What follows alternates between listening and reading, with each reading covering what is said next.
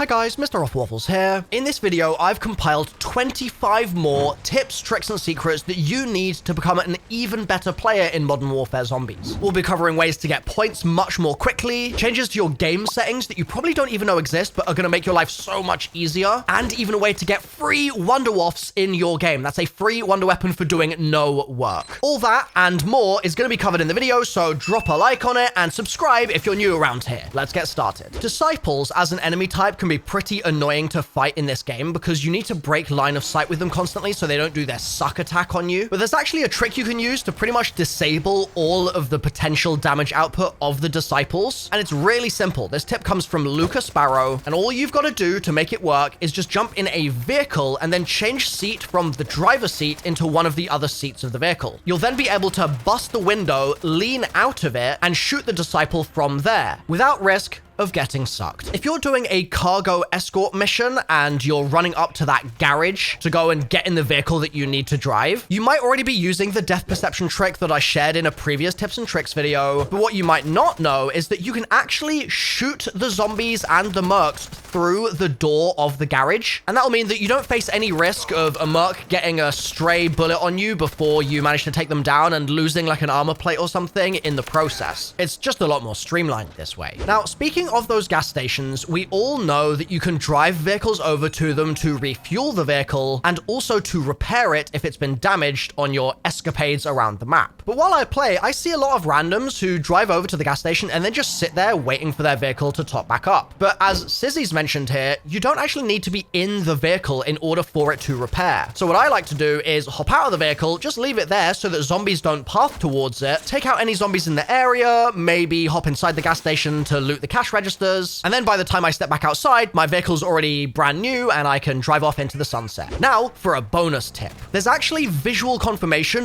when a vehicle is done repairing at a gas station. So when you drive up to the gas station and the vehicle's taken some damage, you'll hop off and you'll notice that it's smoking from the front grill will be kind of bashed up, stuff like that. But as the vehicle repairs, this smoke will go through stages of being dark smoke and then light smoke and then no smoke at all. And once the smoke is gone, that's your sign the vehicle's at 100%. Our next tip is actually a word of warning. This is something to be very careful about because this happened to me in a game and it sucked because I could no longer continue playing my match. So it turns out that there is a death barrier inside the dog houses around the map. Those same dog houses that you use to get your friendly pet dog who helps you take down zombies. But the death barrier is only triggered in a specific way. So as it stands, if you just crawl into the house, it's fine. It's not a big deal. You can go in there and that's okay. But for some reason, if you slide into the house, if you think, oh, I'm going to be cool and slide right in here, there is a chance that the game doesn't just down you, but it actually completely erases you from the map. Like, you are gone. Your teammates can't loot your body. You can't be revived. You don't respawn. That's it. Your match is over. So be careful of that one. Our next tip is also about death. Wow.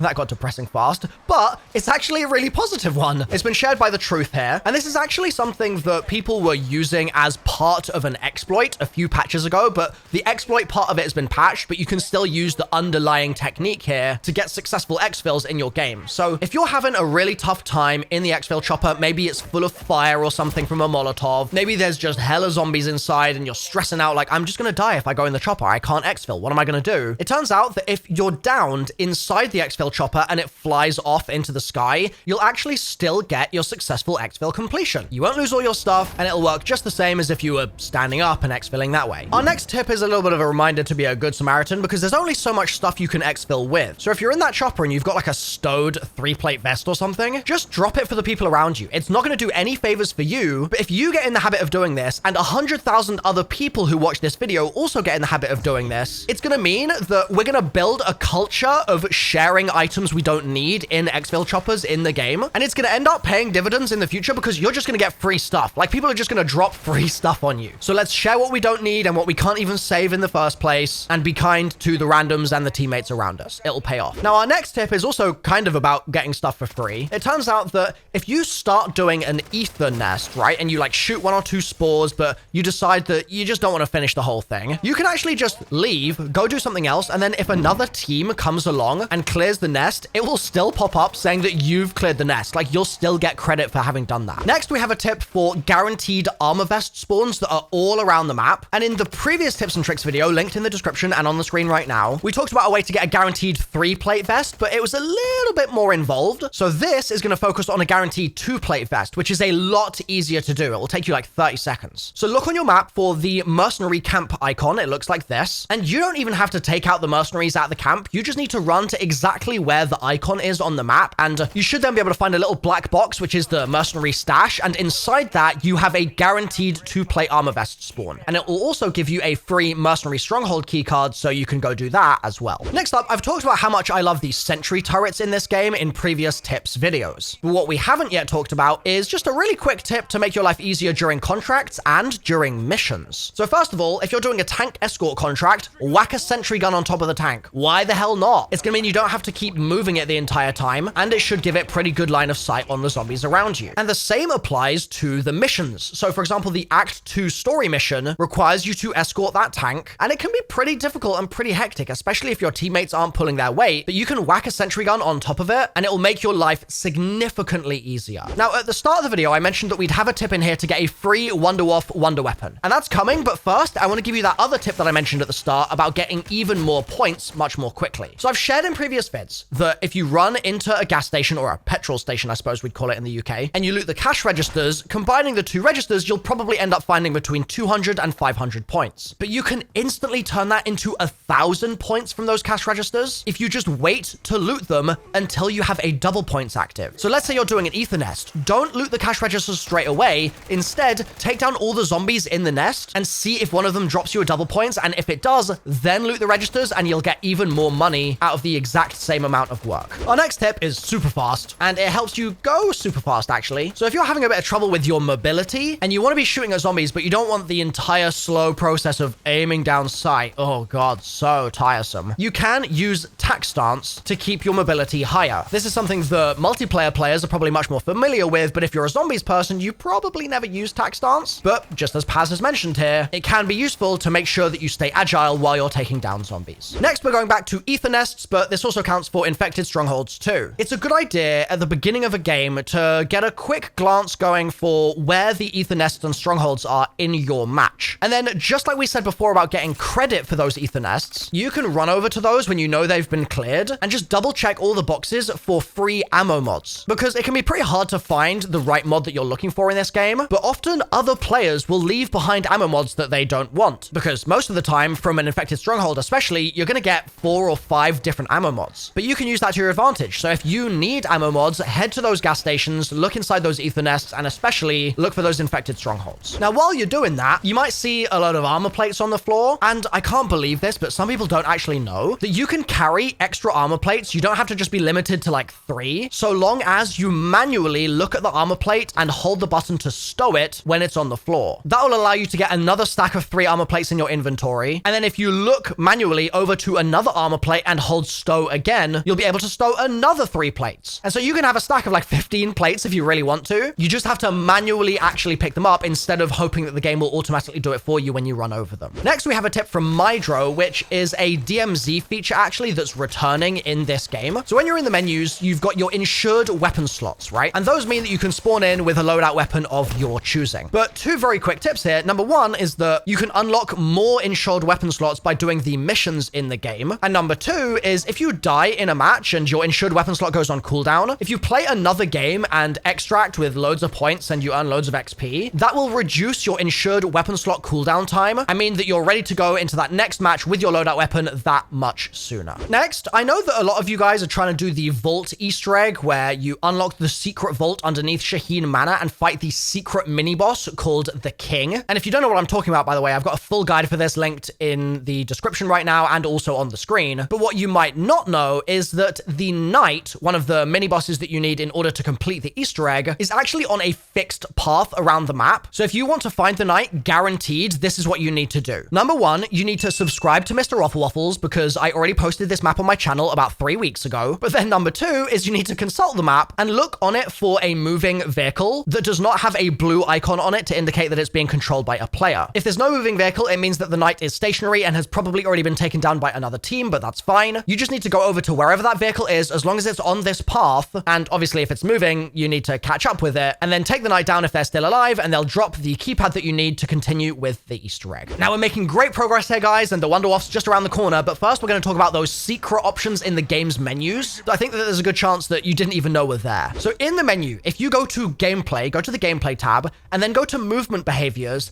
and then you look for combat advanced settings, there's actually an extra drop-down tab that will open up, and one of the options it gives you there is to toggle on or off your sprint cancels reload. Now, I'm a big sprint cancel reload enjoyer, so I make sure it's turned on, but depending on the way you play the game, you might want it on or off. And another tip that I have for you in the game's menus is if you, again, go to that gameplay tab, you should be able to find an armor plate behavior option. That is going to control how many armor plates you use at once. So you can choose between pressing to use one plate at a time, or holding the button down to use multiple plates, or just pressing the button once to use plates until you're full. So if you don't have a scuff and you want to free up your fingers to do other things while you're playing, you could potentially use that to make the game and just plate up for you. Next, we have a quick tip for a free perk. Bring one of the little quad bikes to this point on the map and stop underneath this sign that the bunny is sitting on top of. You'll then hear a sound cue, which sounds like this, and you need to race to the next sign with a bunny on it on that highway. As long as you do this fast enough, you'll hear another sound cue, and if you turn around, you'll see a rift has opened up, and from that rift, you'll be able to grab yourself a free quick revive. Next, I've just got to call out, if you don't know what these circuits are for, you're missing out, man. So you can really often find these circuits in the gas stations and ethernests that we've talked about all through this video. If you bring them to one of these deadbolt turret indicators on the map, they will shred any zombies in the vicinity for like 90 seconds, and they're like the strongest thing in the entire game. So if you want to do a tier 3 mega abomination or a bounty contract or something in about 30 seconds, then just put one of these circuits in tier 3 and the turret will literally do all the work for you. Next, if you want to flex on your friends and show off the fact that you've got unique weapons that they can't get, you need to follow my following instructions. So certain mini bosses around the map will drop unique named weapons. Legacy will do this in the Legacy Fortress, and that weapon's actually really sick. It's basically a dragon's breath. It's got a permanent fire or napalm burst upgrade on it as well, like a permanent AAT. But there are other ones around the map as well. So for example, if you go to this hotel and you take down the little boss there, you'll get yourself a named sniper rifle. Now for a really quick tip regarding the map itself. I know that the map is cluttered, it's busy, it can be hard to find things sometimes. If you zoom all the way out, it will actually minimize a lot of the icons on the map so you can spot exfil locations much more easily. Next, a lot of people don't spawn in with a second weapon, like they've just got nothing in their second slot, so they've just got their hands. And we've talked in previous videos about the benefits of that, and like I've said before, those are all linked in the description if you want a whole lot more, like 50 plus more tips, tricks, and secrets. But an alternative option that you may choose to do is spawn in with a pistol in your secondary slot. And the reason for that is if you go down in this game, you're just going to pull your fists out and you're going to have to start punching zombies. And it makes it really difficult for your teammates to revive you if they don't have any cover. But if your second weapon is a pistol, you'll keep the pistol in your hands when you go down, and you can use that to help defend your teammates while they try and get the revive on you. And with all those tips covered, hopefully you've enjoyed this so far. Leave a like if you have done. Let's talk about the free Wonderwaff. So I just mentioned the Legacy Fortress, right? And if you're in the vicinity, if you're just in the area, in the neighborhood, and you spot another team working through that fortress, you don't have to join their squad. You don't have to do anything fancy. You just have to observe the fact that they've gone through the fortress and taken down Legacy, and you can then just waltz in there, opposition free, and go and interact with their reward rift that's going to be in Legacy's office. And if they've just done that mission to take Legacy down, you'll have a free Wonderwaff waiting for you inside.